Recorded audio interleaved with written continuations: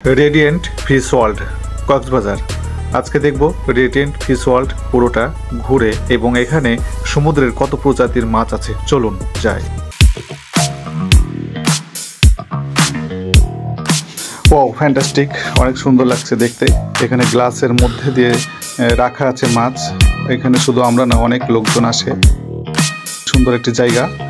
আপনারা দেখছেন এখানে এই যে মাছগুলো, এগুলো হচ্ছে পুরোটাই সামুদ্রিক মাছ এবং সমুদ্রের মধ্যে যে মাছগুলো থাকে সেগুলোই মূলত এখানে রাখা হয়েছে। এখানে দেখে অনেক ভালো লাগতেছে। সমুদ্রের মাছ দেখতে পাচ্ছি গ্লাসের ভিতর দিয়ে। চমৎকার একটা ভিউ।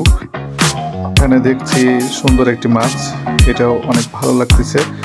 শুধু তাই না, আমরা উপরের দিকে তাকাচ্ছি, উপরের দিকে দেখতেছি অনেক বড় বড় মাছ।